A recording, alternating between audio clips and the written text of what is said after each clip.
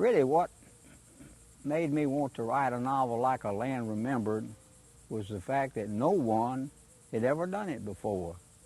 No one had ever written a novel about Florida that covers more than 1, 2, 3, or 4 years, maybe 5 years.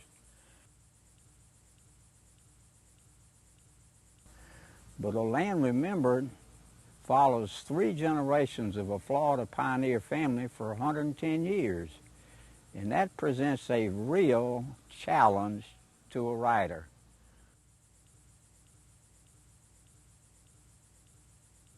This novel starts in 1858 when a family from Georgia comes into Florida prior to the Civil War.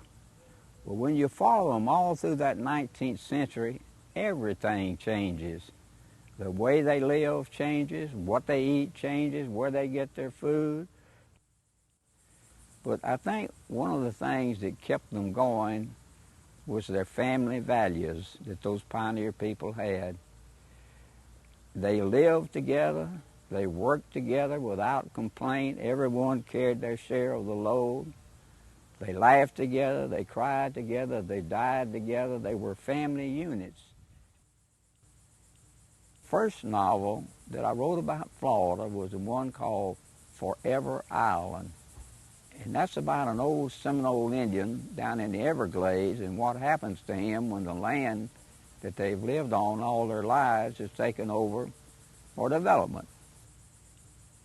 Well, in order to write that novel and get the true background, I spent a year down there living among the Seminole Indians in order to get to know those people well enough to write about them. And I did the same thing with that novel, Angel City, which is about migrant labor life down in South Florida. I went down there and stayed for a year in migrant labor camps. I kind of followed that same pattern in getting the material for this novel, A Land Remembered. The research for this novel took about 3 years.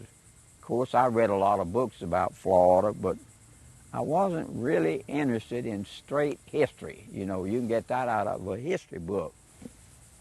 I really wanted to know how those people back then survived, how a lot of things affected their lives, how did they really live, and why did they come to Florida in the first place when it was such a wilderness?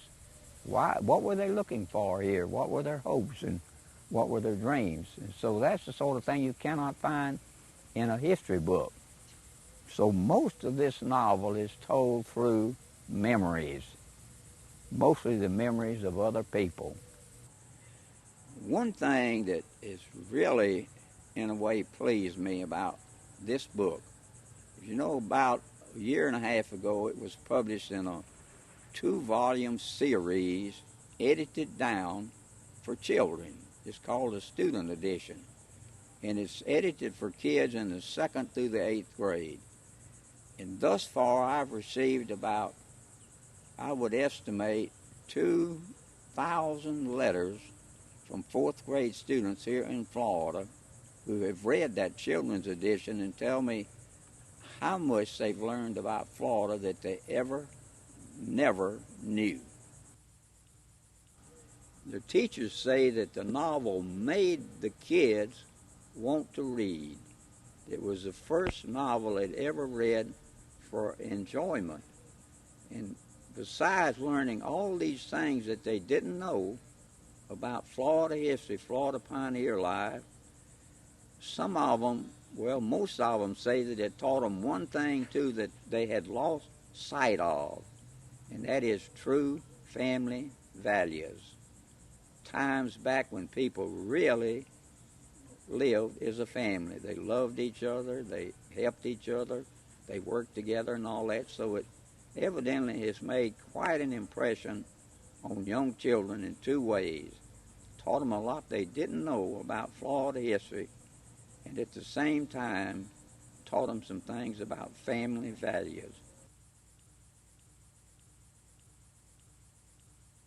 I feel very, very flattered that this novel has gained that kind of an honor. And so I intend to come over to Orlando at the conclusion of this program, you know, and give a lecture So I don't think I better sit right here this morning and say everything I'm going to say in that lecture.